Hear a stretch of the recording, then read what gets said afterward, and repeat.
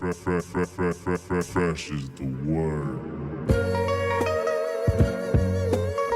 I'm Jim Duggan, got long wood for plenty hoes. I keep it fresher than fresh, but you already know. You suckers bummy, I'm money, I got a ton of flows. My weed loud like a motherfucking thunder roll. Your shit quiet like you ballin' on a budget though. We see your kicks and we laugh and yellin' what are those. You see me shining like a suit on puffy. You know my grind and shit is too strong, buddy. That's why the dude call money. I be stuntin' like it's nothing at all. Cause it's nothing to me, it's probably something to y'all. Trying to smoke like me, then come and fuck with your dog. Got a closet full of kicks, you can't cop it them all. And I'm fresher than the freshest, you can tell it's in my essence. Bitch, you see the way I'm rapping, yes I do this shit to death. I tell I'm running out of breath, I tell somebody cut a check. But either way you know it's fresh, and either way you know it's fresh. Fresh, we fresh. Fresh, goddammit, we fresh. Welcome to the Fresh is the Word podcast, the podcast about music, wrestling, and combat sports. I'm your host, K Fresh. It's the first episode of 2017, and we're going to start it off with a bang. Before I bring on my co-host, Vstylez, to talk about UFC 207 with that crazy loss by Ronda Rousey at the hands of Amanda Nunes, and also what went on at New Japan Pro Wrestling's Wrestle Kingdom this past week. I got a special interview for you to kick things off. Like I said, I'm going to kick things off with a bang. It's with one of my favorite music artists. I've been a fan of them ever since they were called the House of Crazies. It's the Detroit rap duo Twiztid. They got a lot of things going on with their Majik Ninja Entertainment. They said they have 11 releases this year, and they're about to release their newest album, The Continuous Evilution of Life's question marks. So before we jump into that interview, I'd just like to remind you how you can definitely support the podcast. As always, you can go to freshasthepodcast.com and just spread any of the links on the website, on any of your social medias. Tell your friends, tell your families, tell your enemies. I don't care.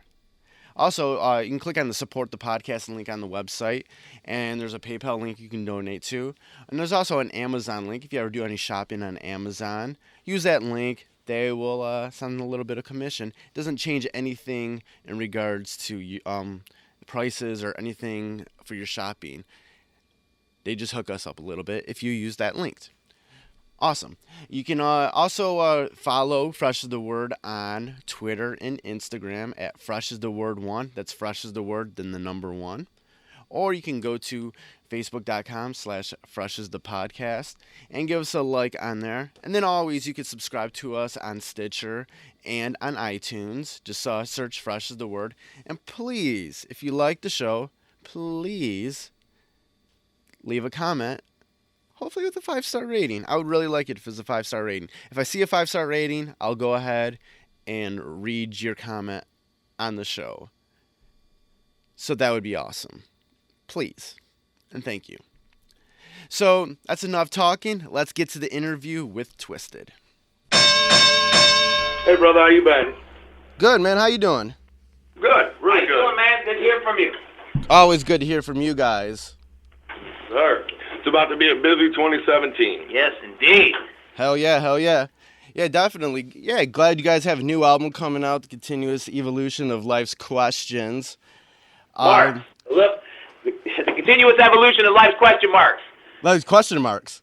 Yes, sir. That's why we put an apostrophe after the question mark because we figured it would pluralize it. But yes, indeed. Oh, okay. All right. No worries. All right. We were trying to be alternative. Yeah. Right. Trying to be all artsy-fartsy and all. You know it, man. That's what we do. Bring discussion up to it. You know what I'm saying? Absolutely. Have a little fodder with it to make it interesting and worth talking about, right? Right out the bat. You haven't even got to the music yet, just from the title. Right. See this? This is great. Definitely. Yeah. Last time I talked with you guys were kind of filling me in on the stuff that you were planning to do with this album. I know you guys wanted to do more of have more of a rock influence. How do you feel like your plans, went out on this album? They changed completely.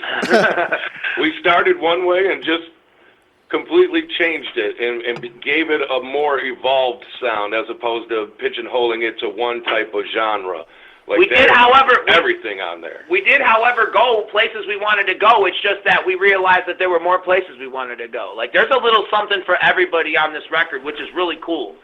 Like, we really, I don't know, covered the playing field, so to speak. If it was roulette, me and Monoxide have chips on half lines across the board. No. But yeah, it's a good sound, and I honestly believe that on the record there's a song for everybody. And when you hear your song, man, you're going to know. Whether you like it or hate it, you're going to be like, God damn it, play that song again. Fuck, that's my song. It's true. Yeah, I gave a quick listen to it, and I do hear, like, there's songs that sort of mark different sort of parts of you guys' career from the past, while kind of, you know, updating it a little bit, giving it, you know, breathing new air into it all. Hence the evolution. Right. We are life's question marks. Nobody really knows what to call us anymore, and you know what I mean. It's kind of hard to put a label on something that we're not even sure what we are most of the time. We know we kick ass. We know we represent for a group of people who kick ass, but it's like we're tired of being called all the names. Whatever you've been called in your life, be it a fag or fat or ugly or a racist slur or whatever the fuck it is, you're not that. You're bigger than that. You're better than that. With this album, in comparison to The Darkness, Darkness was like your first step out of Psychopathic Records, doing the Majik Ninja Entertainment. What does this album signify to you guys? This album signifies the progress that we've made from start to right now. Absolutely, growth. To show you exactly what they have created in all of its luster. We built a Voltron, and on this record, we're in the Voltron. No, you know what I mean? It's progression. It's growth of us. It's like we're never ever, nor have we ever said that we're the smartest or that we're the dopest or whatever. We're always learning. We're always sharpening our pencils. We're always upping our game and always setting standards for ourselves, sometimes that are so great that we can't even reach our standards, because me and Paul have such high expectations for what we do. I think that's why the best in us always comes out of our products, because we always challenge ourselves and push ourselves to not just do the same record with a different cover. You know what I mean? Definitely. Cool. Definitely. What you know, speaking of evolution, what do you guys think you've learned thus far in those couple years since Darkness, since starting this Majik Ninja Entertainment? Oh man, there's a lot of shit that we've learned that would be interesting to people that are reading this. Yeah. Let's see. I was gonna just randomly drop little things that I think, well, because I know you're working on I can see Monoxide's wheels turning. I'm gonna say just roughly on a sidebar, we learned about how to pay attention to what's going on out there, to actually listen to our listeners, and at the same time keeping true to ourselves, making a lot of people happy. We learned how to legitimately break an act. To take an act from nothing and turn them into something every facet of the way. Social media, merchandising, marketing, touring. Absolutely. That's on the record company aspect. Absolutely. Because since we've started this, I mean, you can look at the roster now. You know what I mean? When we talked to you, it was Awesome Blaze. 100%, and we've grown in volume since then, and it's like, and that's why I like to. I know it's a short word and it's just growth, and it sounds stupid, especially if it's on your kneecap or something. You might need surgery on that growth. No, but what I'm saying is, it's like we've been expanding, and with every day, all the knowledge that we learn, we're not only putting that back into Twiztid, but we're able to put that into these new and upcomers that we're bringing to the foreground that will end up ultimately being the new face of music for the next 10, 15 years, 20 years, 30 years. 35, 40. 35. Wow, yeah, right. Come on, look, we're still doing it. So what's to say that all these new artists that we're bringing to the table that have star power and really believe in their self as much as me and Paul have believed in ourselves. G-Mo Steve's 15. Right. 15 years old. Another 60 years. And he kills shit. No, but that's my point. But it's like, these are the cats that we honestly believe. Like, if we bring somebody to our label, we believe in them that much that we foresee them in our sight being the biggest thing 10, 15 years from now still going strong, just how we would be. Definitely. What have you learned from sort of listening to your audience, keeping your ears out there? That there's two different kinds of fans. There's legitimate people that support you and appreciate you, and then there's the other people that claim to be fans. The fair weather fans Exactly. that have given any opportunity to quote unquote sell you out or deny you like Christ from a Judas perspective. Right. In those cases, yeah. So we learned that. Yeah, we did get to learn that, but we also learned that that some of the people have always been with us, the good ones. The good ones. Yeah. The true ones. Real ones. The real ones. The true ones. The true motherfucking fam. That have represented with me and Paul throughout this whole journey, and as we continue to go. Those are the real people that we do it for, because no matter what we do, they're always proud of us. Right, because if you only liked us because of a label we were on or because of who we were affiliated with, then it's hella superficial to begin with, right? You never Exactly. You just like the idea that we were with something that you liked, and if you still continue to like us after that fact, then it's actually genuine, and we hope, I know Monoxide hopes, we hope that we're schooling it for you just as hard now, if not 5 times harder now than we ever did before, because now it's all on us. So if we don't shine hard, guess who we got to blame? Me and Paul. But we ain't going to blame me and Paul because we've been shining like a motherfucking solar panel. And we hired George, so we can blame him. That's right. He's got mad extension cords and generators to make us shine harder. God damn it. Right. And speaking of sort of like those different sorts of fans, the fair weather fans, the real fans, you know me, I keep my ear to the Juggalo world. I know what's going on the streets there. I definitely, I've seen a bit of a kick up recently with certain fans. It looks like they're making it more than it is. And then there's been some like sort of underhanded comments from your previous label where they're sort of saying, to a certain extent that, artists are leaving them to come to you, and they're making sort of, saying things in regards to that, and the fans are sort of brushing it up, I'll tell you like this. Oh, man. No, I'm not even going to tell you. Let me just say this. Think about the minute that everybody is happy, you are fucking over. You either stand for something or you fucking fall for anything, and we refuse to be that. Absolutely. That's very, very true. I was just saying, as far as the people coming over here, it's like we're talking about grown-ass men. We are grown-ass men.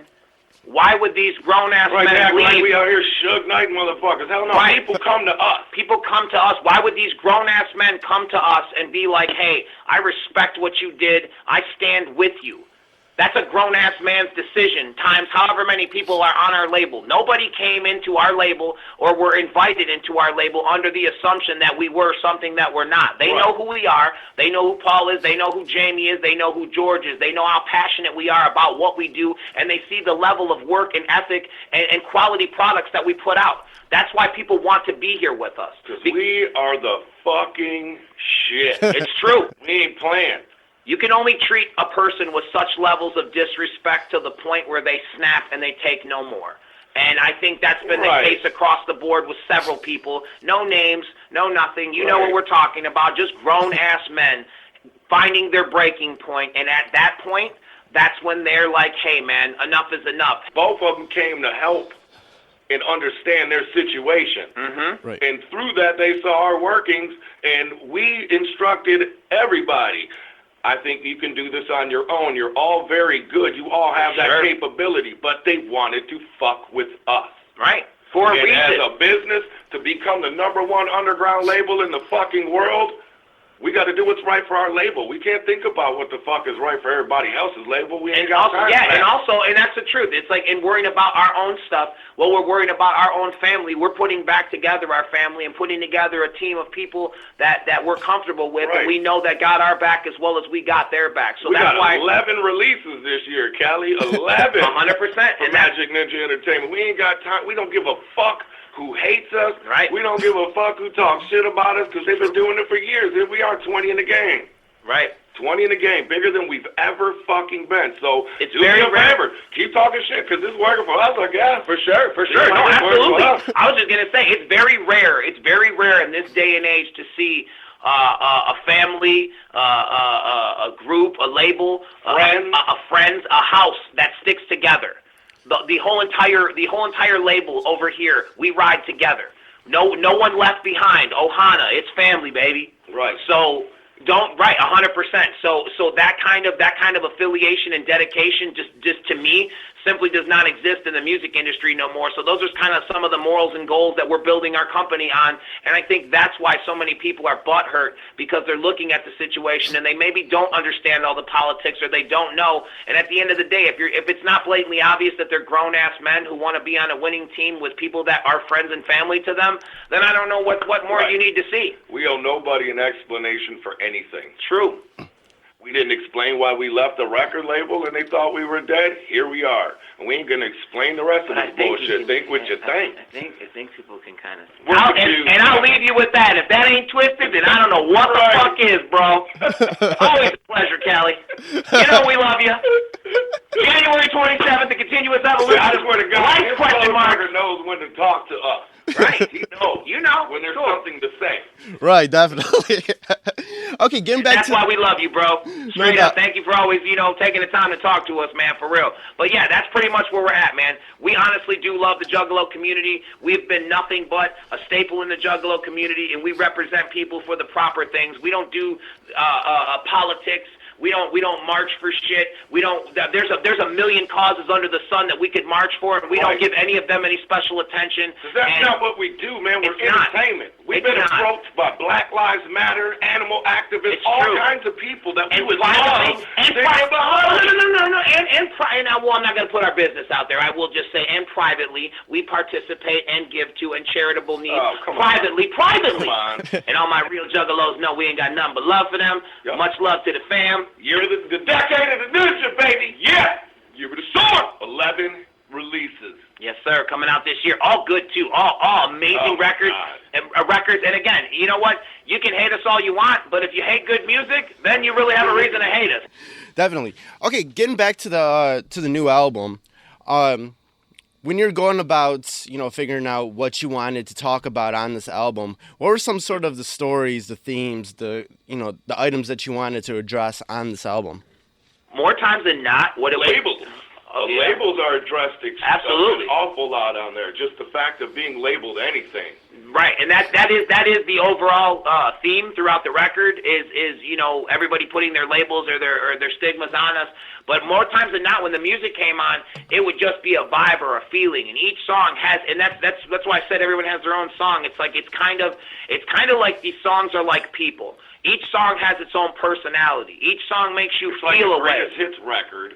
But you've never heard any of these songs. Each one the album does not tell any kind of a thematic story other than the evolution of us as a band, as people. And the shit that we go through on the everyday, and the shit that we and our listeners go through in their everyday lives, and everyday human shit. People have told us that it's impressive how after the fact of listening to our records, how they all happen to somehow mimic or respond to the time around them in which they were released.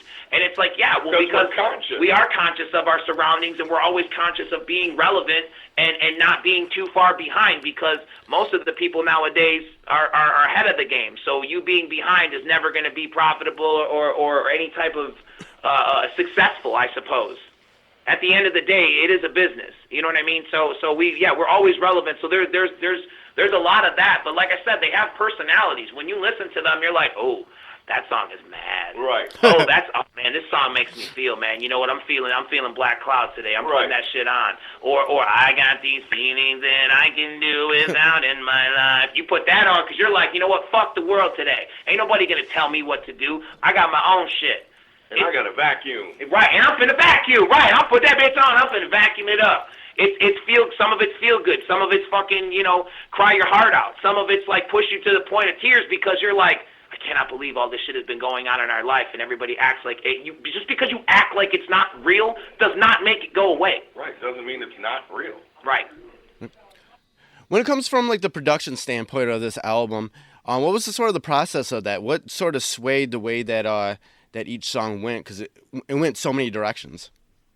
We took all the governors off, so to speak. There was no guideline. Mm-hmm. It was like legitimately make what you're feeling, Seven. For what? Yeah. Give it to us, and we will fit it into where we are. And for once, and I don't want to say necessarily for once, but definitely with this project, we were more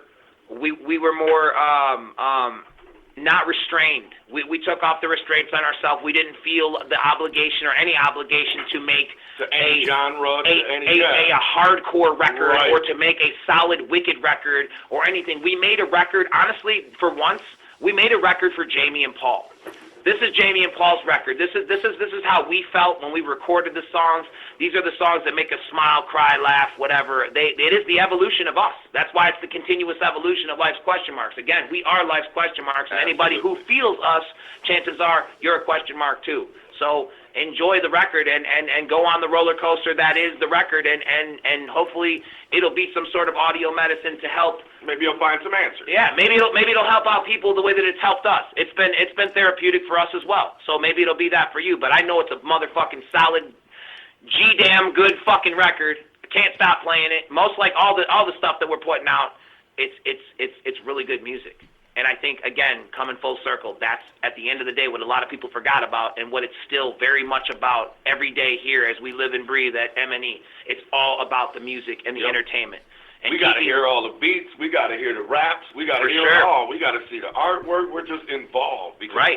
Because we want what we can bring to their table. They're already super talented. We just got to polish them up and give them some direction. And we want them to succeed as much as we do, if not better. You know, we want you to succeed more than we ever do. We also learn shit like what works for G-Mo might not work for Lex, or what works for Lex might not work for Gorilla Bolts. It's like everybody is their own entity. And that's still part of our learning process as we go further into this record company thing. I mean, we've been doing it for quite some time, and since the last time we talked to you, again, the roster has leaps and bounds grown.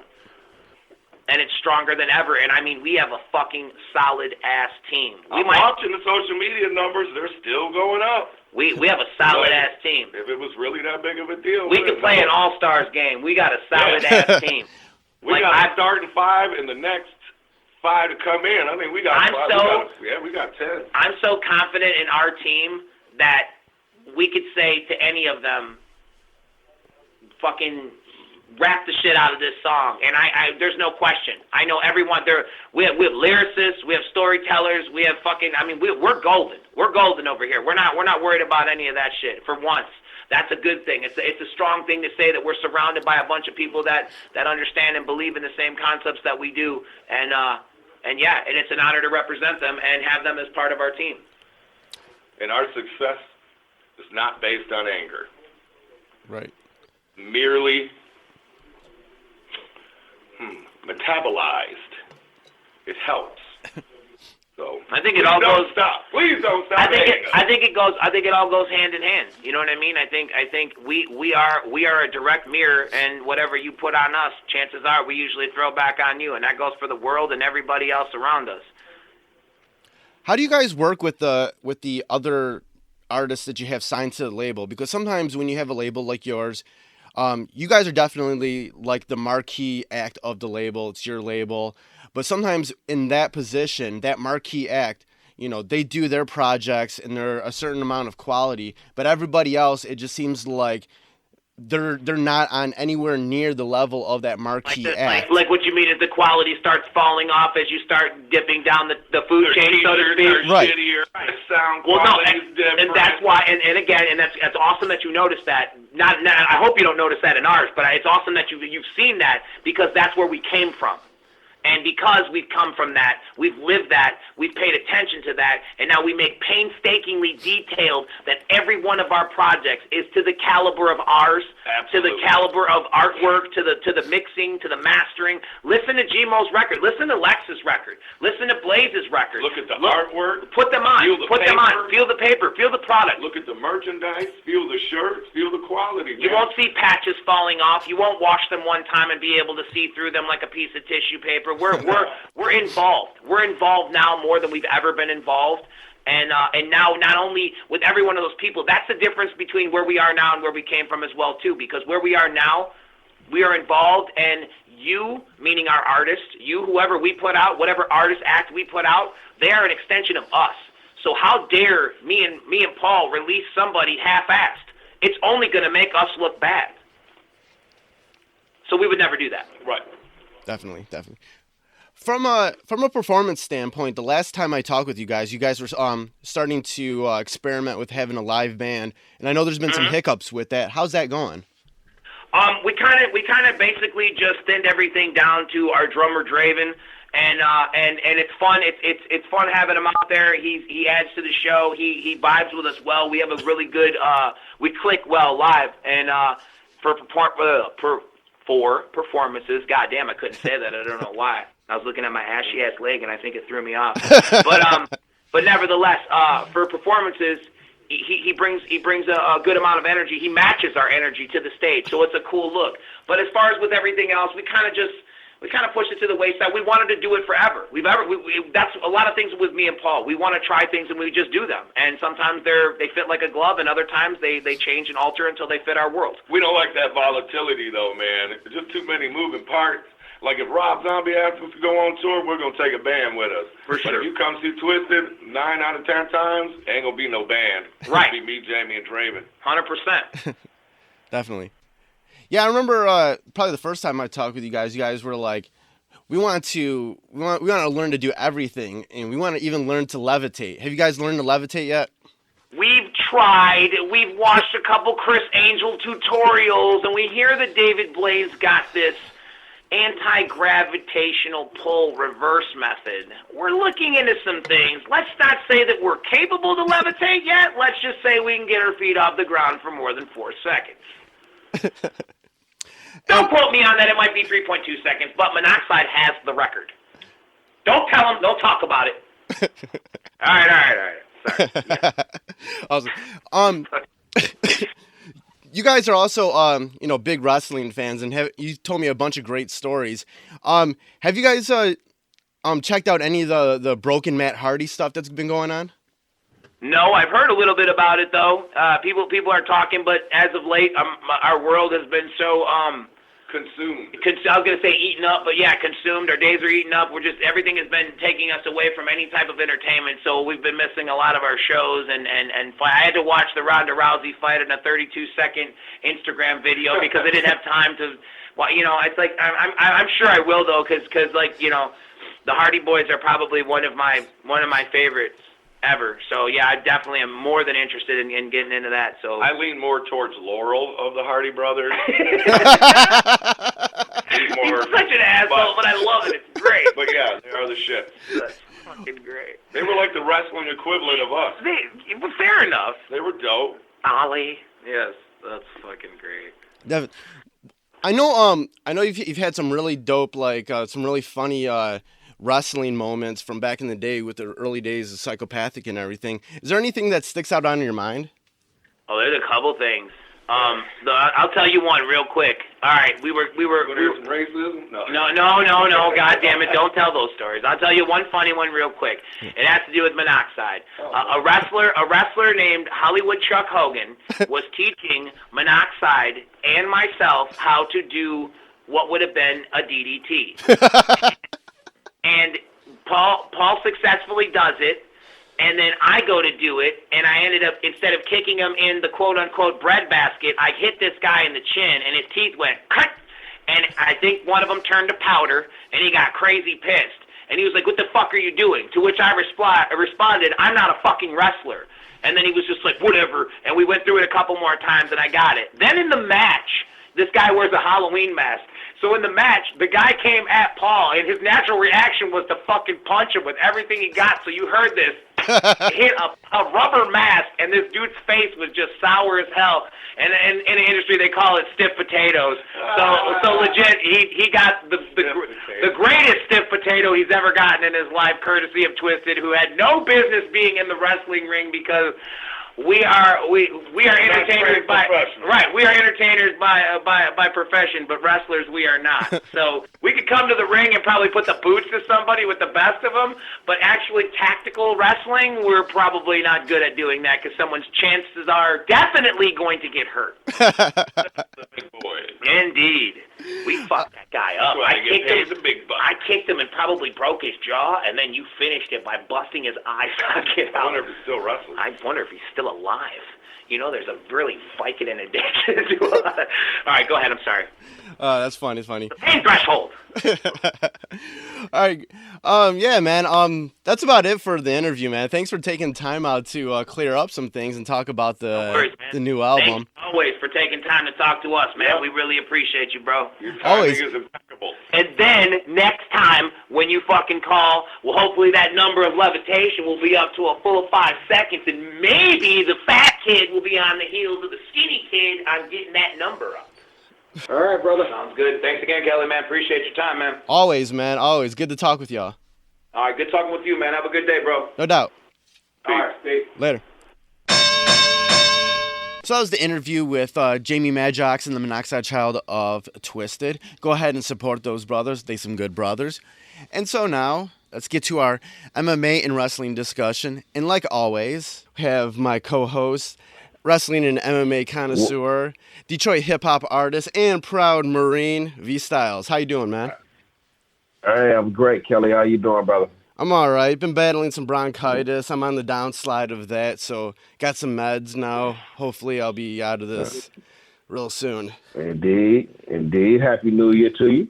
Happy New Year to you, too. If you hear any gasping of air while I'm talking, that's just me trying to live.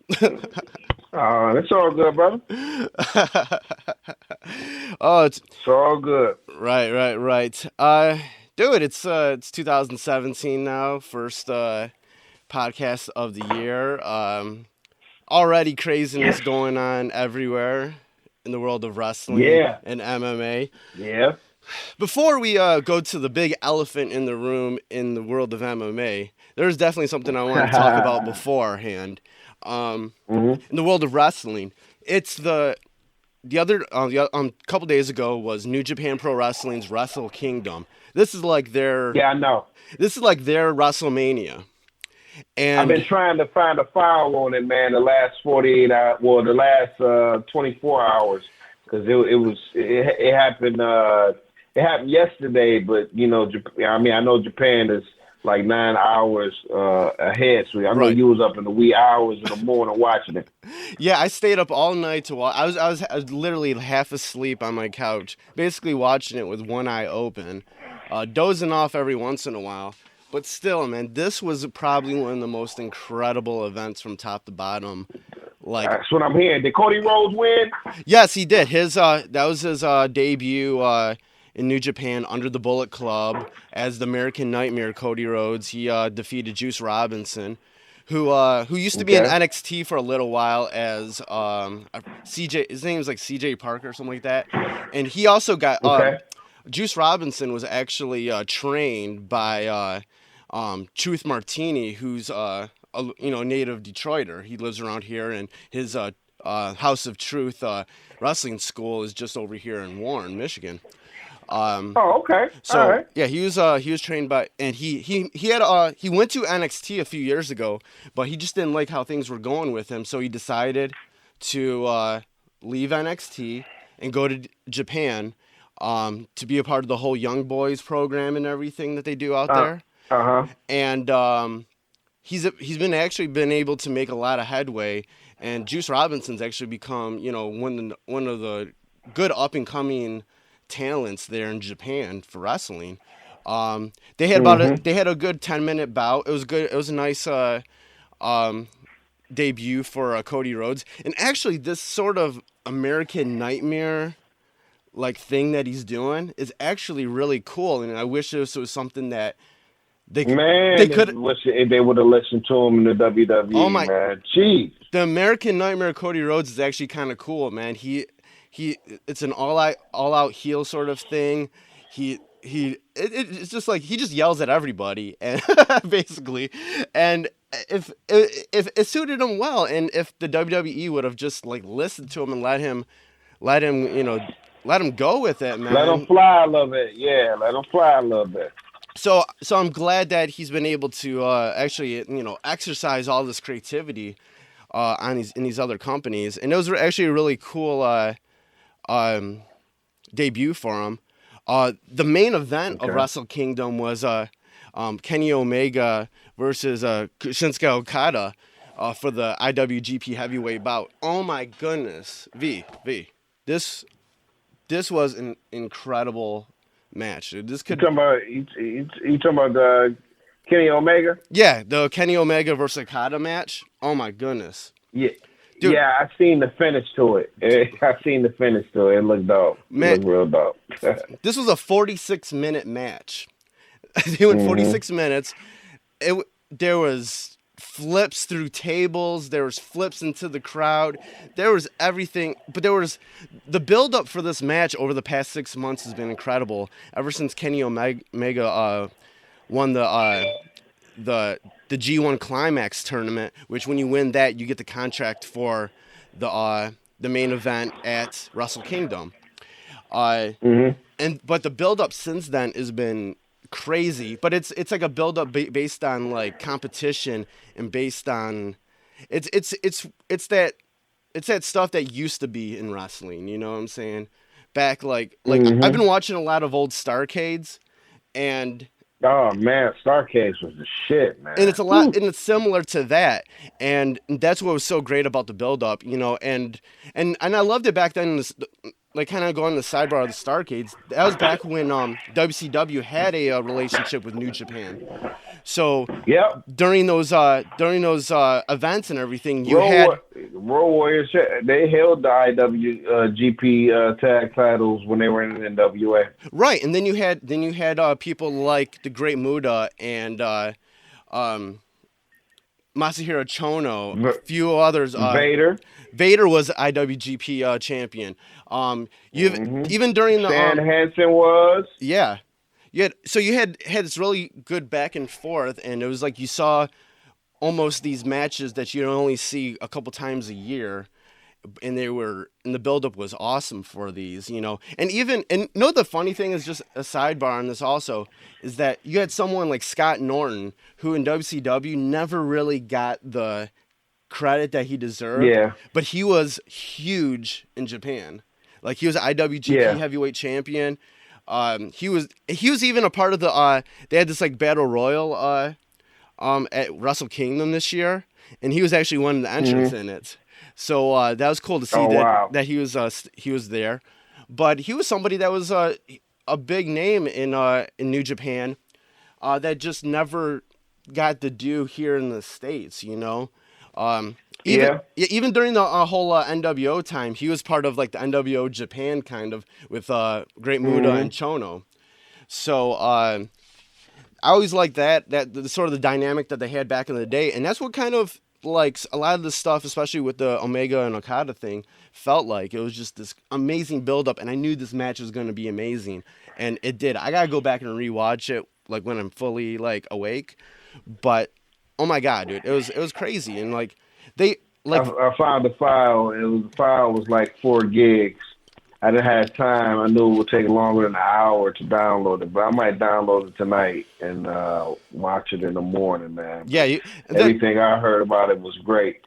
Yeah, all the matches were good. They contended 8 championships throughout the whole show. The junior heavyweight tag titles and all that, the 6-man titles, the never open weight titles, everything was good. Adam Cole regained his Ring of Honor world championship by beating Kyle O'Reilly. That was a fantastic match. There's so much to talk about, and the thing is like a year ago, over a year ago, that's when AJ Styles, Nakamura, and Gallows and Anderson left New Japan, and they were wondering, what's going to become of this company after these guys leave, because they depended so much on all those guys. Where they're at now is actually really incredible, because they were able to really mold a lot of Stay to the left. Thank you. But they were able to bring up a lot of the younger guys And a lot of the guys stepped up that were kind of having trouble getting their footing before. Like someone like Tetsuya Naito. He's the current Intercontinental Championship. He beat Tanahashi last night to defend his belt. For years, he was kind of struggling in sort of the mid-card status there. He was like a baby face. No real like identity. But then he kind of took on this identity of this with this heel crew down in the CMLL wrestling in Mexico, Los Ingobernables. It was called Los Ingobernables. He brought that stable to Japan and called it Los Ingobernables de Japan, and he started to he had this heel character that was so awesome where he just basically didn't care. He would take basically 10 minutes to walk down the entranceway, just like not caring. Sometimes he'd wear a mask, whatever, but he just had this I just don't care, whatever, lackadaisical attitude, and it was fantastic. And then he brought in there was this wrestler who was kind of like in between New Japan and Ring of Honor. His name was Watanabe. He reinvented himself, and he's called Evil now. His new persona is really awesome. He's a part of the crew, and then they added a couple other guys. This other guy named Sonata, and then another guy who's like who's more like a junior heavyweight, kind of like a cruiserweight, named Bushi. That he's incredible. And then they recently added another guy, Hiromu Takahashi. He's like a younger guy who recently kind of went through the whole Young Boys thing in Japan and came to Ring of Honor. It's what they call an excursion. After you do the Young Boys, sort of your Young Boy time, what you have to do is you kind of have to go on a mission. You go somewhere else. You go to another country to wrestle. And he went to Ring of Honor and did time there. But now he's back in New Japan, and he's a part of the whole Los Ingobernables crew. So they have such a really tight stable now. And after Wrestle Kingdom, everyone in that crew won belts. But because I think 3 of them were they won the Never Openweight 6-man tag team championship, but it looks like those guys actually lost it the next night, because New Japan does their New Year's Dash event the next night, and it looks like they were defeated by Tanahashi, Nakamichi, and Taguchi. So it looks like they lost their belts the next night. But one of the coolest things that happened though, this week for New Japan also was at the New Year's Dash event. We saw the return of another old heel stable, the Suzuki Gun stable, led by Minoru Suzuki. They've been basically over at the Pro Wrestling Noah company for the past 2 years, sort of wreaking havoc. Minoru Suzuki has been in pro wrestling since the late 80s. You know, this guy is a bit of a legend, you know. And he was also he was actually one of the founding members, I guess, of Pancrase out in Japan. Okay. Yeah, so he has this whole heel stable called Suzuki Gun. They came out last night at the New Year's Dash event and basically beat up the whole Chaos crew. Chaos is Okada's stable. Basically just laid them all out. So I still got to watch that, but I'm super psyched. Like, New Japan, with what they're doing right now, are even farther along than I thought they would after, you know, losing AJ Styles and Nakamura and those guys. So I'm super excited to see where it's going. It's like and they're at this point now where, okay, over the past years or so, especially with the Bullet Club thing, they've been actually able to break out with their attention outside of Japan globally and get interest over here and in other places in Europe and whatnot with what they're doing. Because New Japan's been around for a while, but there was a good stretch where they were close to shutting their doors because the interest was so low and things just weren't working out properly. But over the past few years, they did add a few sort of like Western ideals, like from the States and everything, to their promotion. And that's what sort of saved them, you know, and their interest is like getting back to where it used to be. And I think 2017, and I think 2017 is going to be a big year for New Japan. They're actually going to be, they announced it during Wrestle Kingdom. They're actually going to be doing 2 dates in June in Long Beach, California, just full New Japan shows. So you want to go? Oh, dude, I'm going to try to go to that, dude. I'm keeping my eye out about when tickets will go on sale or whatnot. I definitely want to go to that because I've seen some of the guys from New Japan at like wrestle at Ring of Honor shows, but I actually want to see a real Japan show, and that would be great to go see, you know. Me and Mo was talking about linking up and trying to, you know, depending on how close the shows are, you know, we was talking about flying out to go see a Ring of Honor show but that New Japan show is right. That's right up the alley too. You know, I like the fact that it reminds you of old territories. Yes. You know, and the fact that you see multiple champions and they're all from different organizations. Yes. You know, but yet they're competing against each other. It definitely reminds me of when you had a Florida champion, a Mid-Atlantic champion, a national champion, a Texas champion. Like you had regional champions, but yet, you know, you will see Ric Flair go to all these different territories to wrestle their best, and that's it just reminds me of, you know, how shit used to be, man. She carried the Von Erichs with the American Championship and World Class going against the NWA champion or the AWA champion. Like everything used to be territories until Vince, you know, basically single-handedly monopolized it, you know, not really, but yeah, he pretty much monopolized, you know, the game. But right. And I think in order for wrestling, real wrestling, to be competitive, you have to have somebody that you can go against.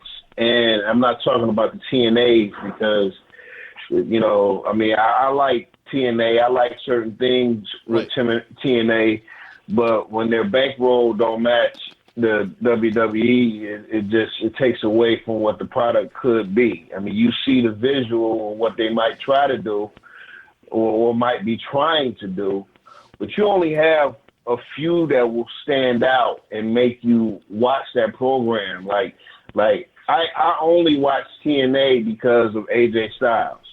Yeah. I'm just keeping it real. And just like now, people only really watch TNA because of the Hardy, you know, because of, you know, Brother Nero and you know, Matt Hardy's new character. What's his new character? What's his Broken name? Matt Hardy. Broken. Broken Matt Hardy. That I love how he talks, man. But in the honorable ring, I seen Mo showed me this promo of him coming on the screen at the Ring of Honor talking to the Young Bucks. Yeah, that was great. And man, the fans gave him a huge pop. I thought that was real dope. Right, that was fantastic. I love shit like that, you know. That was really unexpected, man, and I love stuff like that. And the thing is with what WWE's doing, WWE's at this point where now they're like, instead of like instead of working with other organizations, they're like, we're just gonna make our own, you know, because like they're doing the UK shit sound corny.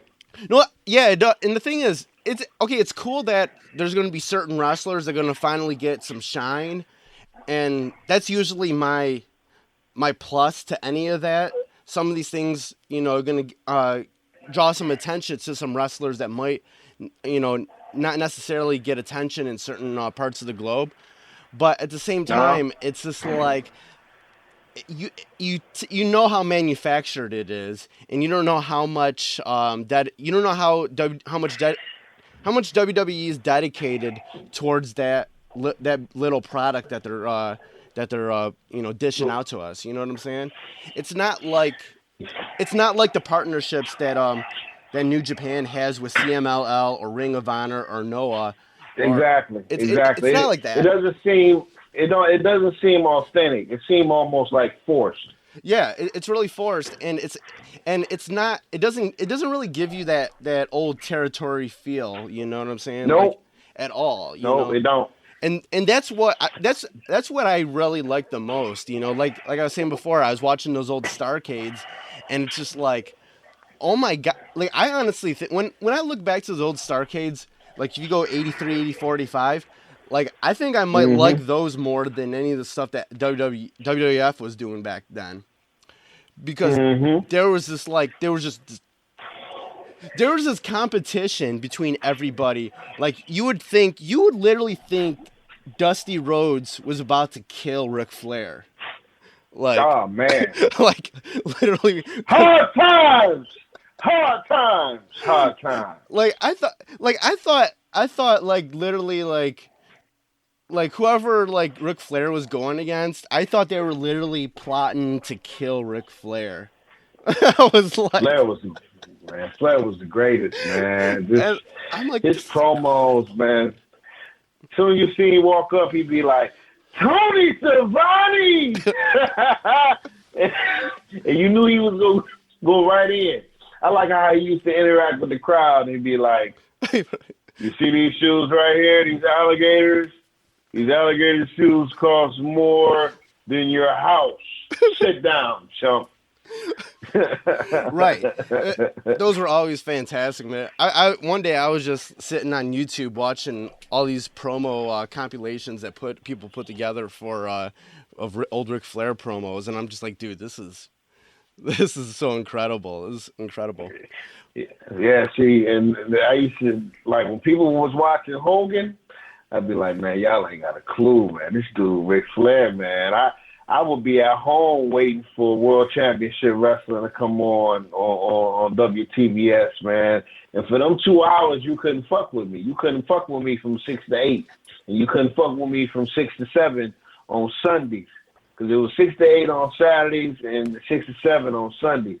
It only came on 1 hour, man. But, yeah, that's when wrestling was, oh, man. You know what's crazy about those old like Starrcades was that the announcers and everything made even those stupid matches at the beginning made them seem important, man. Like made them seem like grudge fights. Like you wanted to see every match. Like, see, now it's not like that with me. Now, like when I watch certain pay-per-views, I don't want to see everybody on the pay-per-view. I only want to see certain matches. Whereas yesteryear, you wanted to see every match on the card because everything had a storyline that went with it, and it had a storyline that went with it, and it was less. It was less of the acting and all the other shit. Right. It was, okay, yeah, we did this last week. Okay, let's get it on. But it's not drawn the fuck out like how Vince does it. It's like he keeps you in suspense 4, 5, 6 weeks until we see the matchup in the pay-per-view. And I get it, but simplify it sometimes, man. You don't have to, draw, things out for so long without getting your point across, man, because if we want to see the match, we want to see the match, whether it be 6 weeks or whether it be tomorrow. Right. So, Yeah, I'm definitely with you on that. I miss that type of shit too. Speaking of which, did you see the this past week on SmackDown the AJ Styles and John Cena contract signing? Yeah, I think Oh, dude, that was incredible. I love that segment. SmackDown is running the show right now. SmackDown is doing a hell of a job. But with that, the funny thing was with that contract signing segment, and then right after they go to a backstage promo where Maurice ends up slapping Renee Young. I'm like sitting here, I'm like, you guys are just killing it with these storylines and keeping them going like in a logical way. And I'm like, you know who I'm happy for? I'm happy for the Miz, because it seems like the Miz is shining again. I remember when they pushed him too quick when he went straight to the world title, and after a while, you would barely see him on TV or even in the mid-card status. Right. Now it's like you see that he's shining again, man. And I got a feeling we gonna see the strap on him a couple more times. I think he's gonna be world champion a couple more times because he's gotten that much better. He's gotten that much better. Even losing the Intercontinental title, he still didn't lose any air about him. No, and he's actually one of my favorites. He's actually always been a good worker. You can always put him in to anything that you need somebody in there for, and it will work. Did you happen to see the Talking Smack segment afterwards? Nah, I didn't see it. I do have a copy of it. I'm gonna check that out. I might check it out when I get to the crib, man. But, oh my God! Did him and Daniel have another segment? Wasn't it something about not liking like the part-time wrestlers or something like that? Yeah, it was stuff like that, and he went totally Ric Flair meltdown on there, dude. It was so good. He you remember the times when Ric Flair would just totally melt down, lose it after he loses his belt? Yeah. He did the same exact thing, and it was perfection, And yeah, it was about the whole part-time wrestlers and stuff like that. It was, dude. It was so Miz is actually one of my favorites, and he's one of the only true heels in the company, and and he's been just a really good consistent person on SmackDown there. And like I said, I just like what they've been doing. Like SmackDown as a whole has been really consistent with keeping everything sort of together, That's because Shane run the SmackDown.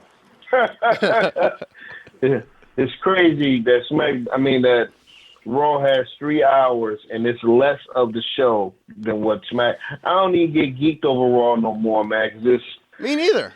Like, did we see Dolph Ziggler?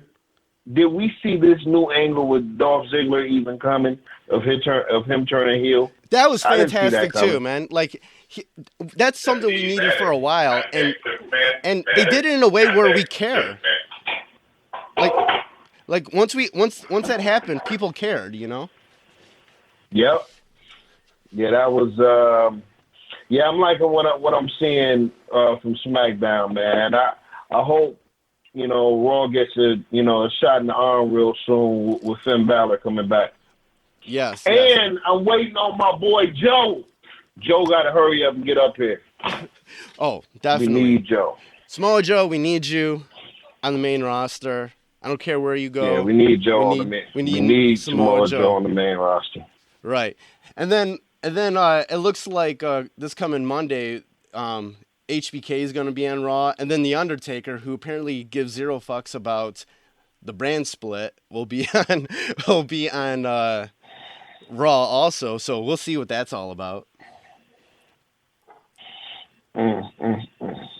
Yeah, I'm curious to see what The Undertaker go do on Raw next week. Since he's a SmackDown guy, what are you doing on Raw? Yeah. Apparently, he gives zero fucks about the brand split. You know, Undertaker will go anywhere the Undertaker wants to go. So, And this is true.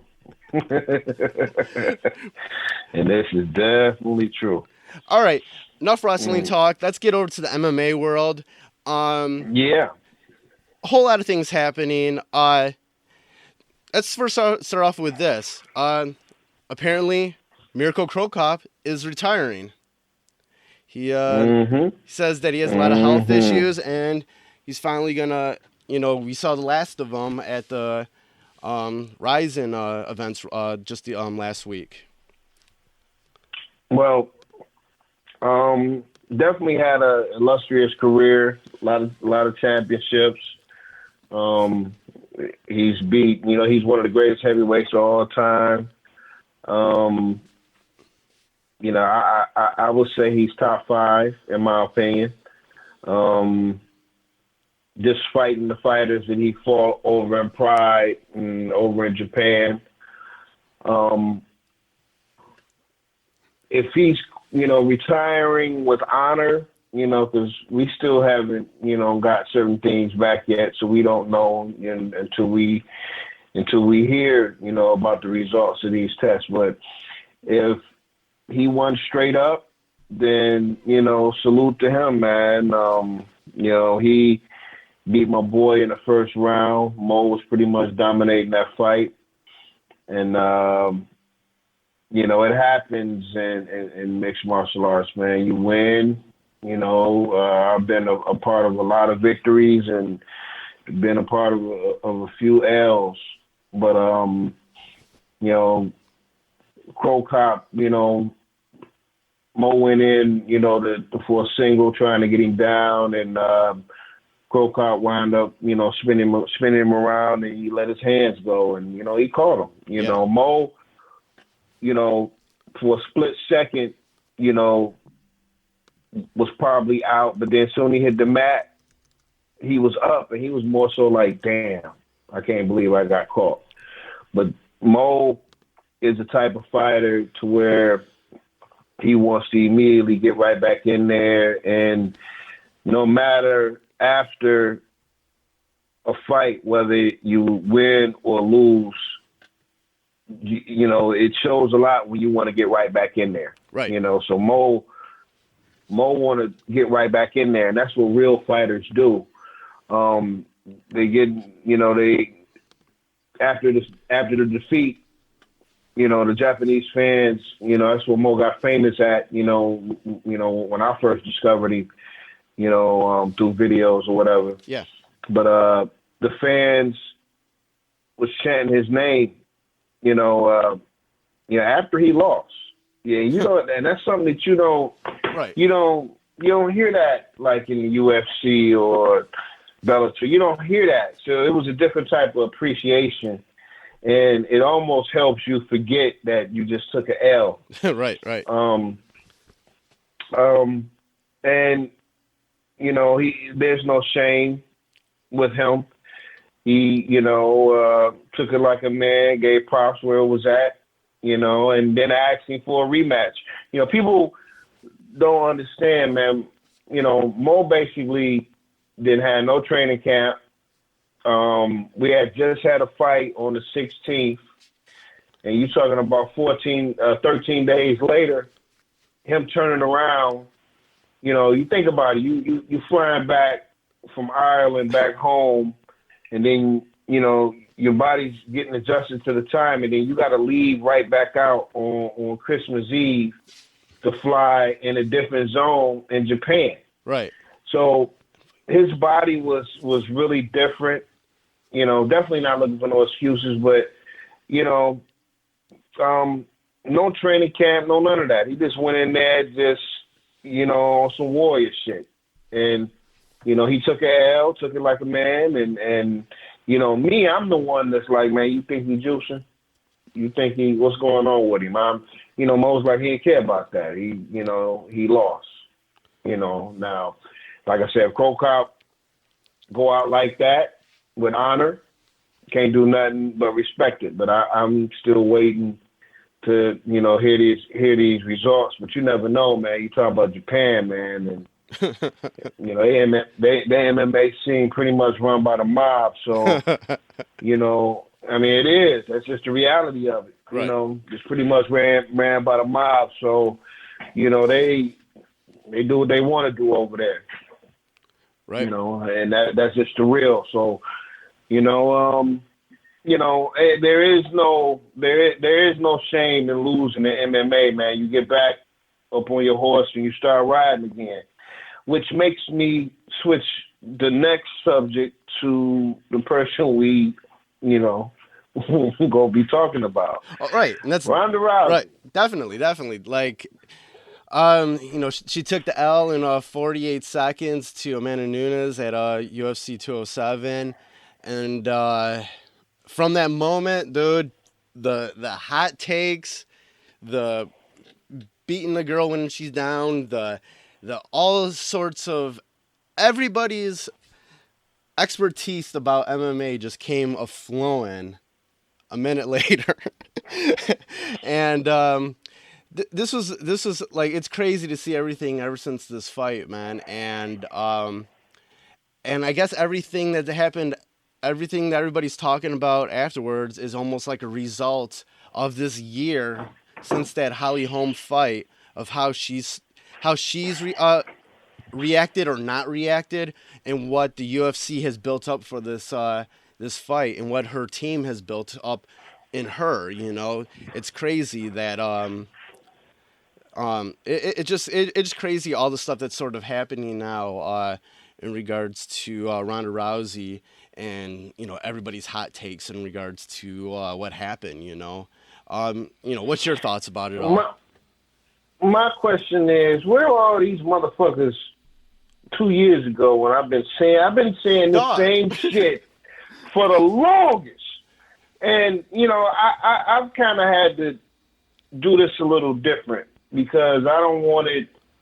I don't want to be, I don't want to come off as the I told you so person, because bottom line is, you step in that cage, or that square circle, right, you're risking your life. So she doing, she risked her life, man. You always got to give props for that. You always got to give props for that. You always got to give props for stepping in that cage, Yeah, and most people that sit up here and criticize, they ain't never threw no kicks, no real punches.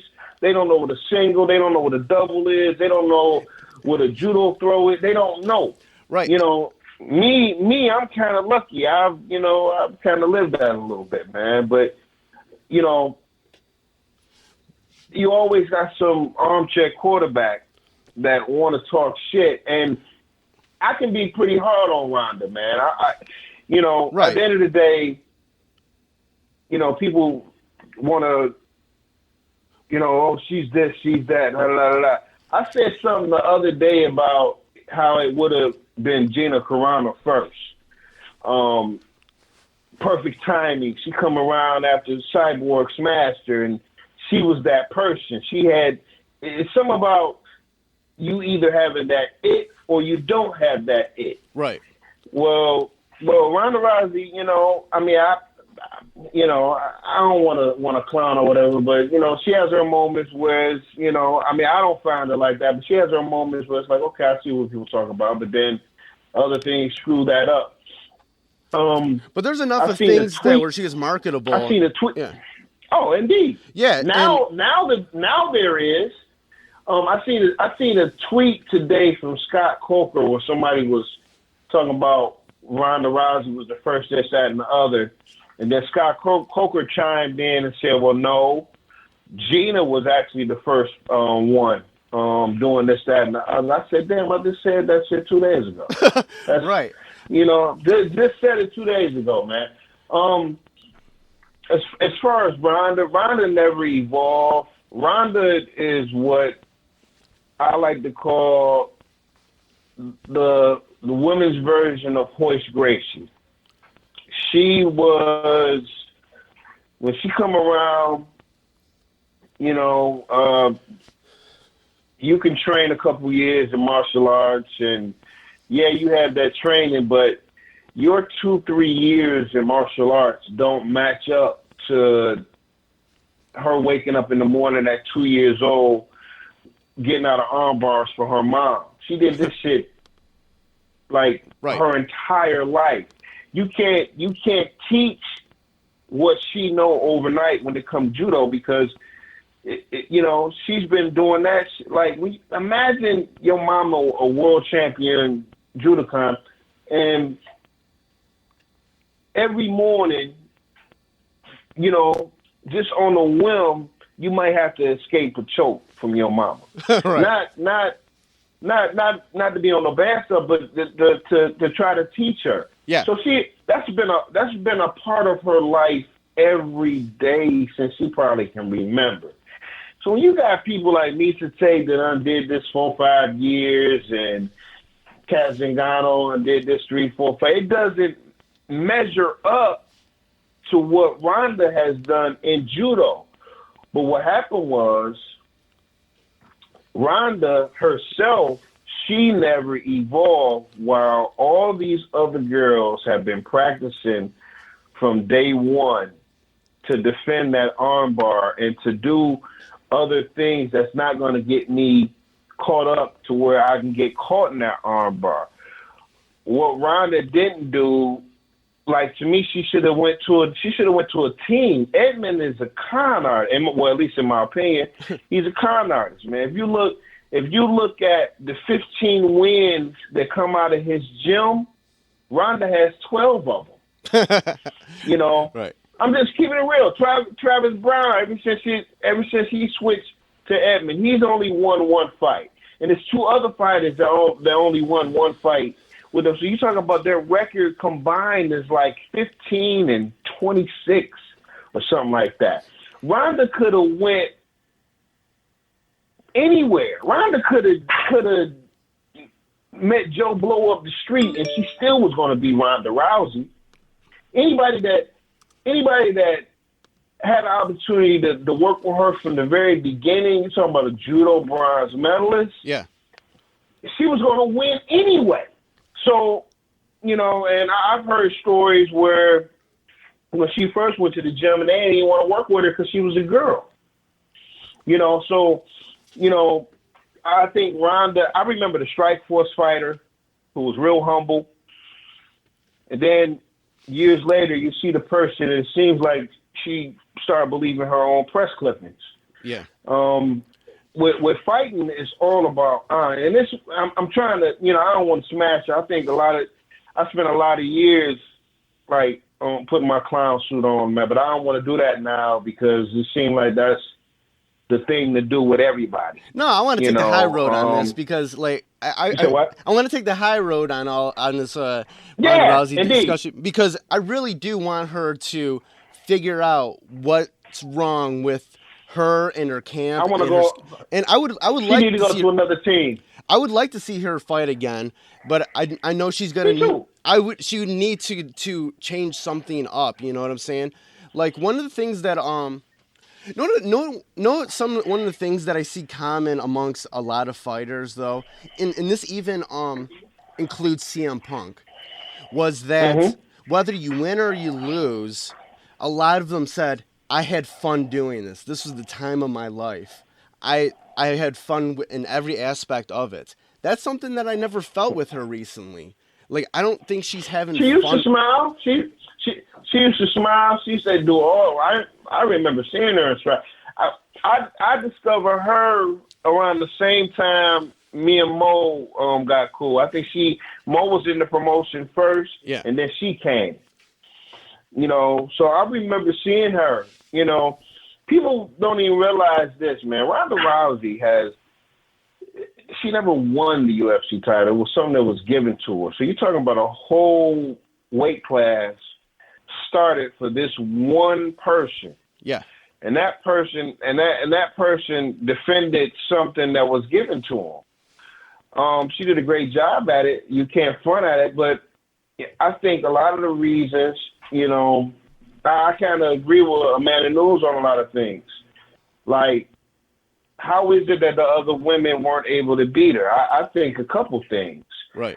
I think fear had to do something with it. You know, people, you know, you say what you want, but if you know that she got 9 victories and all victories come by armbar, that's going to be on your mind when you're in that cage. Right. And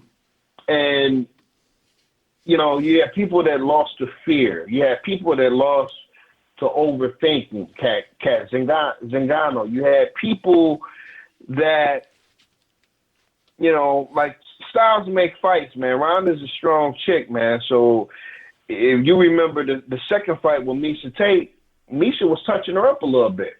And it wasn't until Ronda, you know, used her bread and butter.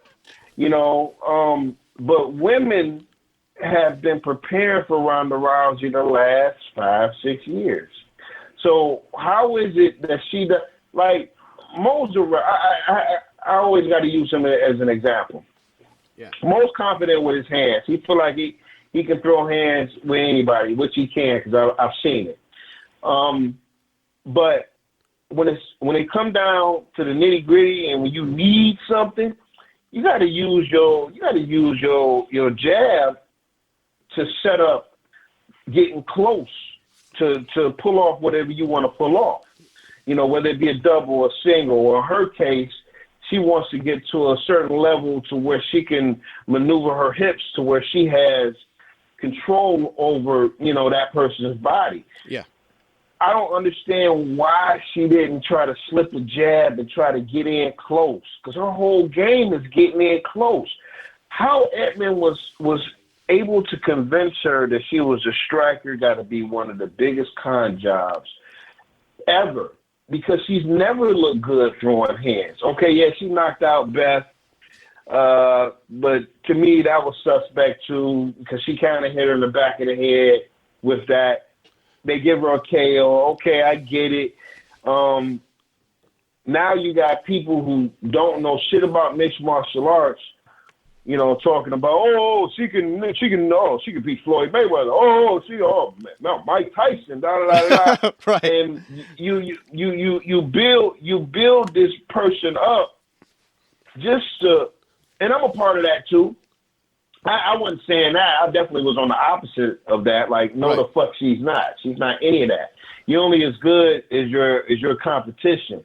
And until you face somebody that's not scared and that's gonna give it back to you, then you don't know what you're really made of. These last 2 fights, you know, is everything that I've been saying for the last 3-4 years about Ronda Rousey.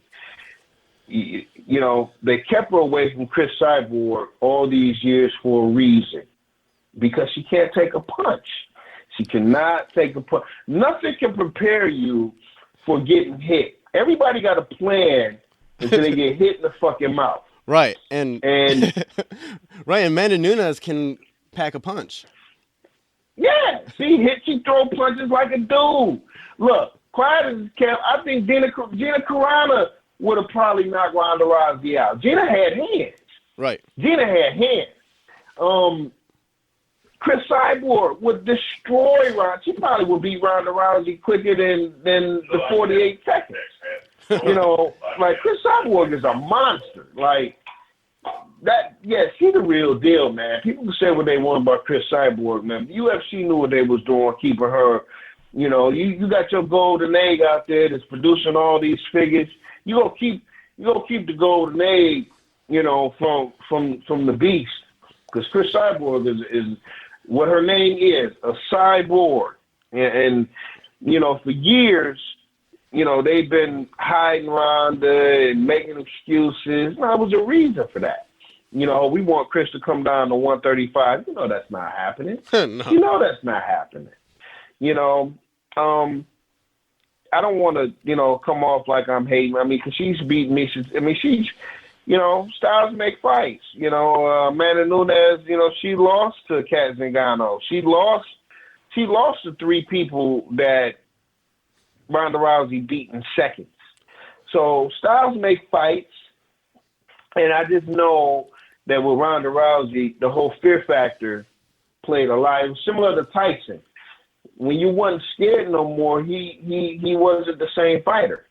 You know, people seen her get knocked out. It's almost like when you're watching Rocky 4 and he hit the Russian and the guy says he's bleeding.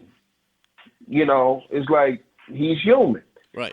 So that knockout was people said she can get beat. Ain't nobody scared now. So, I don't want to see her go out like this, man. I would like to see her get rid of that coach, go to another. Hell, Chris Cyborg even offered to train her, which is hilarious to me. Right. So did Team Alpha Male, even Floyd Mayweather Sr.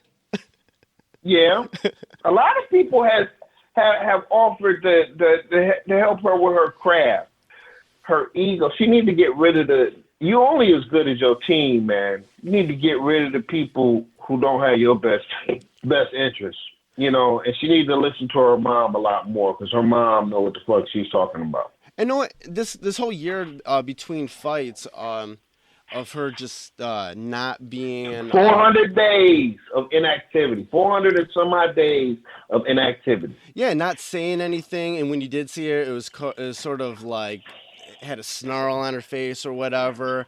Then when she finally did go out, she came out. She would go on something on Ellen and do that sort of interview. If she just came out, even if it was just once or twice, and was kept it real and was okay, this fight against Holly Holm, it really sort of, it rocked me. It took me off of this big plan that I had in my head to be an undefeated champion when I retire. I gotta, if she was just really humble at that time, maybe people would have got behind her after this loss, or maybe it would have changed things differently for this fight. But she was just in this whole other world. Look. That if she would have interviewed after that fight and gave props up to Amanda, she probably wouldn't. It wouldn't be half of the backlash of what she's getting right now. It looks like a spoiled, whiny kid that can dish it out but can't take it. That's what it looks like. Right. Hello? And just for us looking outside looking in, if she could just find sort of I guess that joy of being an MMA fighter again, and I think that would change a lot of things, because if you look at another fight that happened on 207 with Cruz and Garbrandt. Amazing fight. Oh, man. Amazing fight. The lead up to it was exactly what fighters should do. Talk a lot of shit. Garbrandt was able to figure Cruz out, hand him his first loss since 2007. He's the new... 9 years. You talking about 9 years of not losing. 9 years of not losing. But then after it, Cruz came out and gave it up for him. And gave him it was really classy. And I'm not going to say he took it like a man. He took it like a champion. And gave it up to Garbrandt and kept it really classy. And that's what I like about that, and what I think a lot of the stuff in particularly MMA should be. Leading up to the fight, selling the fight, talk all the shit that you want. Try to get in each other's head. Go in there, duke it out. But then for that time period afterwards, give it up for who won. Give it up for who lost. Be classy. The way of the warrior is all about honor. Yeah, have honor after that fight. You know what I'm saying? And that was something that we just didn't see with Ronda Rousey. And that's what if she just had that, a lot more people would be behind her, and the backlash wouldn't be so strong. Yeah, I totally agree. Totally agree, man. It wouldn't be as bad as what it is right now, man. But again, you have to, I would put her mom in charge of her. In charge of her group. Her mom knows, her mom was like, this guy's not good, and I've seen her interview, after the fight. TMZ asked her, what are your feelings about her coach? And she was kind of mum about it for a second. She's like, well, let's just put it this way. My feelings haven't changed on her coach. And all I could do is bust out laughing because she called that shit. Her mama called it. Right. So, and I I started looking at all the fighters he got Clay Guida over there, Travis Brown. He got a couple fighters over there. But if you look at his record, 12 of those 15 victories are from Ronda Rousey. He's not like a very good coach, man. Travis Brown was a fucking monster. Was about to be number 1, number 2 contender. Went to fucking, this dude has been 2-5. That's coaching. Ronda Rousey looking the way she looked, this past, last weekend. That's coaching. She looked like the biggest amateur of all time on Saturday. It's like, wow, where did that person go that got close to you? And she ain't the person. She definitely can take that. She can get Piper his name back now, because I don't think she really deserved that shit. I didn't like that shit from the beginning. You're not Rowdy. You're just Ronda Rousey. But I don't want to see her quit like this. Hopefully she can go to another camp, and she may have one more good pay-per-view. I think people, spend a pretty penny to see her. If she succeeds, it's a great story. If not, then we already know what it is. But I think her losing the way she did last weekend is going to hurt her chances in Hollywood.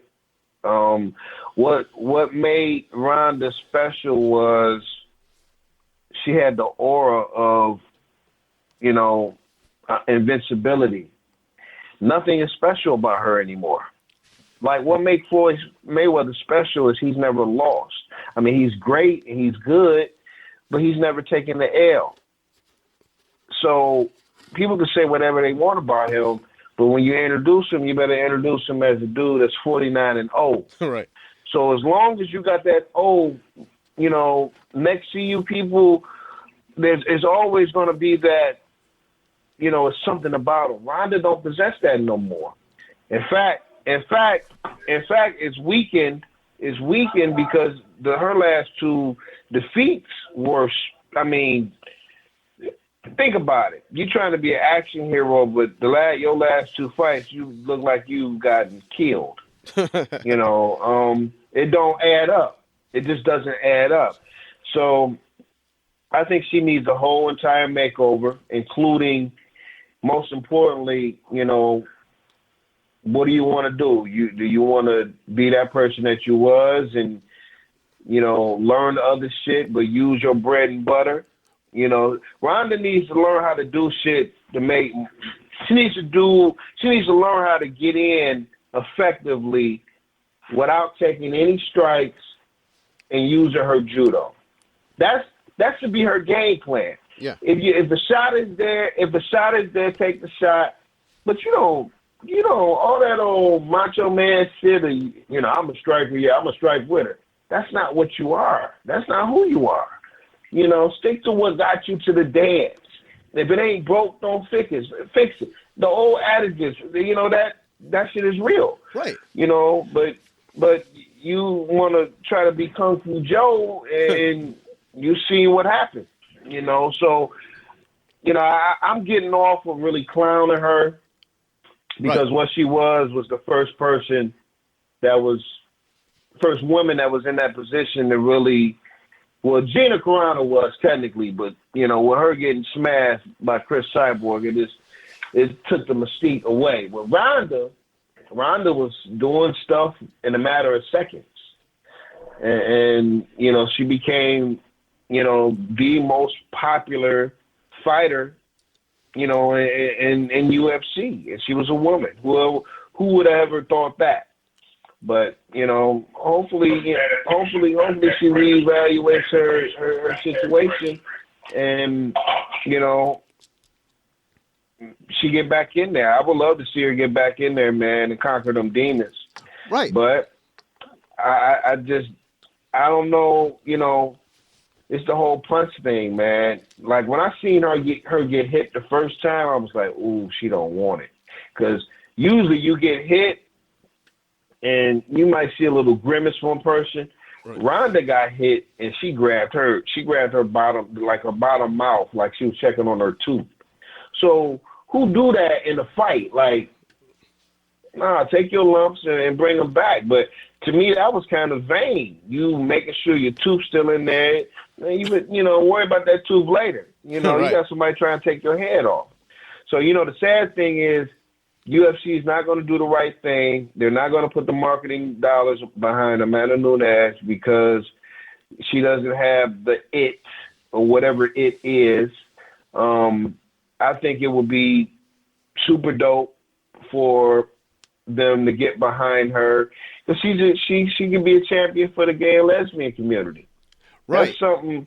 And just imagine UFC they be pioneer-wise as you know, one of the first official sports organizations that, you know, really pushed a gay and lesbian athlete. Yeah, that story has not been told at all, you know. They didn't tell any story about her at all. And that was one of the craziest things is because before, you know, during the ceremonial weigh-ins and at the fight, like the crowd booed Nunes because all they thought about was that's Ronda Rousey's opponent, and that's all it was. You know? So they booed her. And they ain't know shit about her. But they don't know shit about her, you know what I'm saying? And which is such a disservice because her story, like you just said, could be definitely a positive for the UFC and for MMA in general. Yeah, and then you talk about you bring a whole different audience in over here. It's like you know you crossing over to a whole nother audience, man, and now it's their champion. So you know they'll be tuned in to cheer their champion on because that's their champion. Yeah. So I don't get how they dropped the ball, you know, but hey, it is what it is, man. I know, you know, hopefully Ronda makes, you know, first off, she's healthy. You know, I'm glad to hear, you know, there's no suicidal issues again. Right. But, you know, ultimately you just, you know, even with me being hard on John Jones, I want to see John Jones win, but he makes it so hard with all the stuff that he does. Right, and at least the things that are reported, because I don't know personally, but right, you know, the things have been reported, and it always makes him look like, you know, a big dick, and I mean no homo, but it always makes him look, you know, like the lesser individual. And right, and we were talking about that before. And like this is like a great time for Ronda Rousey to reinvent herself. And we were talking about that with John Jones, that if he can get past his demons and come back and win, all will be forgiven. They'll be back on track. People love a winner. People love a winner. You know, you win, they forget about the rest of the dumb shit. You know? If Ronda Rousey can reinvent herself and be like, okay, this was my story before, this is my story now. This is the warrior that I want to be right now. I had some stuff happened. I want to be this sort of person now, and it's someone that people can get behind. Dude, they'll get behind her, and if she wins again, all will be forgiven. You know what I'm saying? Yeah. Well, she should have had a tune-up match first. They should have never thrown her in there with the lioness off rip, man. You had been in the cage 400 and some odd days, and you immediately get a title shot. I thought that was kind of, I thought that was bullshit. But I don't think she can fuck with Pina. I don't think, she definitely still can't fuck with Holmes, Nunes. I think she'll still fuck over Miesha Tate, and that's because, I think Miesha just small. Yeah, she ragged out Miesha. Yeah. Definitely ain't fucking with Chris Cyborg. I mean, it's a lot of women out there. The Sarah McMahon fight. She catches her with a knee to the solo to the kidney. That doesn't happen often. It happened with her. But I think Sarah McMahon, that was the person that I thought was really gonna be able to do something with Ronda because of her wrestling pedigree. Usually wrestling if you got like some type of grappling art form, wrestling cancels that out. So if you got judo, if you got jiu-jitsu, wrestling cancels out your grappling. Yeah. That's why Mo wasn't worried about Ishii, with his gold medal, judo, because really without gis, judo can be pretty ineffective.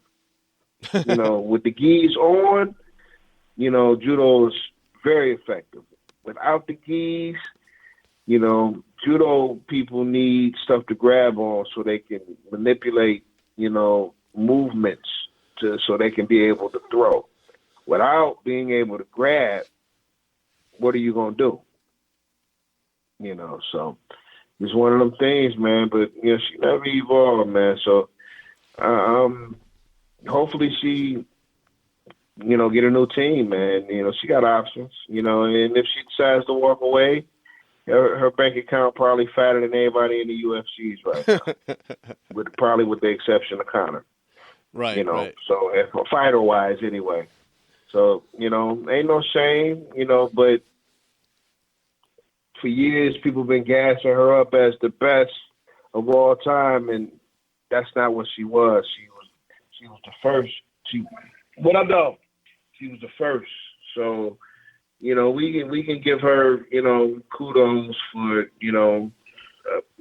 because of her, we have women MMA in the UFC. Yeah. But hopefully she can, rebound for this. But if not, it's been good for her. That Cody kid is going to go far, man. I've never seen anybody do that to Dominic Cruz. Dude, that was fantastic, man. Oh my goodness, man.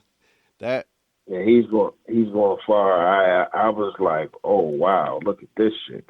Wow, I'm typically in a Cruz fight, first, second round, but by the third round he's coming. Yeah. He's coming in the fourth round. He's coming in the fifth round. That never happened. It just never happened in any of those rounds. And I just was like, wow, this is fucking crazy. Yeah, good for him, man. Congratulations to that kid. I didn't pick him, but he proved me wrong. So, salute to him. What we got coming up next? Oh, what do you think is next for Cody Garbrandt? Because they've been throwing a lot of names out there for him. I heard he said he want to get Cruz a rematch first. Yeah. It's either gonna be Cruz or TJ. Yeah. And I think he'll knock TJ the fuck out. I think, TJ has turned into the biggest whiner. He has turned into the biggest whiner, man. So I kind of want to see him get knocked out. He's Dominic Jr. to me. He wasn't moving like that. If you look at old TJ compared to new TJ, he had to spend some hours watching Dominic Cruz footwork. No way in the world you just able to just do that shit overnight, man. And he looked like Dominic Cruz Jr. That's why it was easy for Dominic Cruz to beat him, because that's his fucking style of fight. To me, But Cody gonna hold on to that belt until he fucks up, get caught, but the sky's the limit with that dude. I don't see him. I thought a problem would be, by the third round, he probably would gas, because you never see him go past the first round. But nah, he was he was still chill, man, in the third round, man. He was still the whole fight. It was like he was so loose. Man, he was so loose the whole fight, man. It just was like, wow, man. That was a great fight, man. That was just a great showing from Cody Garbrandt. I'm excited to see where he takes it after this, man. He's definitely has a cool energy with it all. I would go ahead and give it to Dominic, just to piss off TJ. You fucking whiner, man. What you think about Woodley and Bisbee talking about they want to fight each other? Hey, man, I know. Woodley's always trying to get that money fight. You know, They both want money fights. they both want money fights. Just like Cody calling out Conor right now. Everybody want to do the whole money fight thing. And here's the thing: I want to hear Dana say, "You're not Conor. You're not Ronda." You know, Right. Some people, and the thing is, he started some shit by allowing other fighters to do certain shit. So how is he gonna tell Woodley that he can't fight Bisbee? No, you motherfucker, you're gonna fight Wonder Boy. Man, You know, there's not gonna be any title fights for a long time if they keep on doing this. Well, all they're doing, I like Teron Woodley, but you know, I root for him. I do root for him. I ain't gonna front. Right. Just for the fact that, you know, I was watching him when didn't nobody know who he was coming out of Missouri in Strike Force. Right. I root for him, but sometimes, man, you know, when he talk, it's like, dude, you know, you need to defend your belt a couple times before you start talking that, you know, super fight shit. I can understand Michael Bisping asking for it, because Mike, you know, even though I think he's full of shit at times, with just from the things that I see, he's paid his dues. He's been in the UFC. He got more UFC victories than anybody ever. So Yeah. I can understand him. You know, he's dying down on his career, so he's trying to, you know, he's been in the wars with the greats. You know, I think Teron need to have a couple more in the fights before he start demanding that type stuff. Cody, I think Cody need to defend it against Cruz and TJ before he started talking stuff about what he wants. You know, there are fights out there for these guys, man, but a lot of these guys ain't doing nothing but thinking about, you know, they you know, they want that super fight. They want the pay-per-view buys. They want all that crazy stuff. So I feel like the only person who wants to actually, my friend, it is what it is. I feel like the only person who wants to actually defend his belt is Demetrius Johnson right now. He's saying, he's like, I'm gonna win 12 and don't get no love. Gets no love. He's like, I wanna win 12 more title defenses. You know, like he wants to defend his title, man. Gets no love. He literally gets no love. He literally gets no love. I mean, straight up thinking this bullshit. Like, that's some bullshit, man. Y'all go do this dude like that. Really? Really? Yeah, definitely sucks, man. Definitely sucks. But we go see what's gonna happen, what's gonna unfold in the next couple months. Kind of closing out this podcast, you know, there's been a lot of things going back and forth between Khabib Nurmagomedov and Tony Ferguson in regards to what's going to happen with these next fights. Even Khabib even, like, you know, offered to pay him the money that the UFC wasn't going to pay to Tony Ferguson to, you know, to make the fight. You know, what do you think is going to happen with all this? Whatever happens, I've been saying this like from day one since I've seen Khabib a couple of years back. Y'all better keep that man away from Conor. Y'all better they better keep it. I like Tony Ferguson. I'm a Tony Ferguson fan. Yeah. I like him. I think he talks too much sometimes, but that's just who he is. At least from what I could tell by seeing him on, you know, on interviews and television. But Khabib is the guy. He is a G. He is, you know, his name is Khabib. How you pronounce his last name? Nurmagomedov. And I'm so glad that I finally learned to say that. Nurmagomedov. Yeah, I'm so glad I finally learned how to say his last name. That was like one of the great things of 2016 is that I learned how to say his last name, Nurmagomedov. Well, he should be able to come out and be Enzo when he comes out, because he's a certified G, Dude. and a bona fide stud. You can't beat that. No. Right.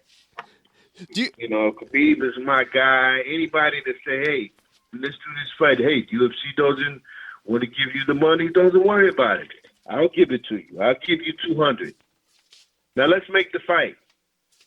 Tony says, well, I don't feel right about, you doing it. It's like, I don't care. As long as I get that bread, let's go. If you're going to put that into the contract and I pay you, nah. Yeah, come on, let's fight. Because ultimately that victory is going to put that person in the driver's seat for Conor, because that's what they both want. They want that money fight. So, I take that back. Khabib don't care nothing about that. I'm pretty sure he got ties over in Russia. I've seen one of the cars he drives, and I'm like, wait a minute, hold on, man. Yeah, he don't give a fuck about. He don't give a fuck about the money he's making in UFC. No, I'm just saying. I know he's well taken care of over in Russia. Oh, definitely. So he just wants to fight, man. Do you think ever, whether it's anytime soon, whether it is the next fight or the next fight after that, do you ever think we're gonna get the Khabib fight in Russia? You think we gonna get what? Do you ever think we're gonna get a Khabib Nurmagomedov fight in Russia? That will be super dope, and he will be He will literally be the rock star over there. Doing his thing, man. Khabib is that guy. That's my guy, man. I would hope that he gets an opportunity to fight over in Russia. I think it would be outstanding, man. It'd be good. It'd be good just globally, man. You talking about UFC going to another territory. Yeah. So it would be good for that. I don't know. Dana might be able to pull that off now that Trump is about to be in office and Trump is cool with Putin. Right, but yeah, and there's been talks that Dana White and some of the other officials have been in talks with people in Russia about doing an event there. Khabib said they haven't called him, and he was like, "Call me, I can hook you up." Basically. He's like, "I can help out with that." Khabib want to go, but Willie at G2 though. Like, how many guys say, I'll go to your country to beat your ass? Right. Yeah, because he wants to do that fight with Conor in Ireland. Dude, that would be crazy. Yeah. That'd be super crazy, man. So, yeah, we definitely go see what's going to happen within the next couple, I say weeks. We'll find out something in the next couple of weeks with the whole Khabib thing, but let's see. I have my days where I think Dana is cool, and I have my days where I think Dana full of shit. Lately, it's been Dana full of shit, man. He is one of the type of bosses that I do not like are the people that have this do as I say, not as I do attitude. Those are the worst type bosses. Because how do you sit up here and tell me that I can't do some shit, and I see you do the shit all the time? So that's one of the reasons. Boy, I can go into some stories about Dana White. But I think Dana White is someone who likes chaos, likes to see things burn for a little while before he steps in and does what he wants to do. Yeah, but he got some decisions to make, because bottom line is, buddy, you have 1 star left. You better use him wisely. If you have him fight Khabib, your star power is about to go down the table. it's about to go down the toilet. Khabib, he's already hiding Conor from doing a third Diaz fight, because he already knows how that's gonna work out. Well, they say the money that Diaz is asking for is ridiculous, but I don't think it's ridiculous when you got, you talking about these dudes is generating all this fucking money just from them two. Right. Yeah, $20 million is not a bad ticket. And speaking of money, I don't know how much Ronda Rousey's going to get off of the pay-per-view buys, but she only got $3 million just to show up, and that seems but that ties Connor for the biggest payout. And if it do $1 million buys, I can almost bet that she probably get like $3-4 off of each pay-per-view. Right. So, I wouldn't be surprised if it's $5-6 because of who she is. So, and that could be an extra $7-8 million, in her pocket. Right. So, it's definitely gonna be interesting. Even then, let's say $10 million in comparison to like other things, maybe like boxing. Do you still think that's less? Like little, not as much for the star power of someone like a Ronda Rousey or a Conor McGregor? You said what? Do you like that? Let's say after what they get paid to show up and after the pay-per-view points, it comes out to like 10 million. Do you still think that's enough for these guys just from a value wise? Considering, how much, athletes in other, sports end up making off of certain things. And these two are like the biggest things in your sport. You get paid according to what you negotiate. Right. People like Connor and Ronda, they know their worth. A lot of fighters don't know their worth. So until fighters start looking into, like Connor knows his numbers. He knows when he on TV how many people watching. He knows when he's on a pay-per-view how many people are watching at that moment. So he knows the numbers. Yeah. These other fighters need to start getting hip. They need to start getting hip because if they don't, then he's going to just leave them by the wayside. So literally leave them by the wayside. Is that it, my friend? Yep. That's about it for this week's.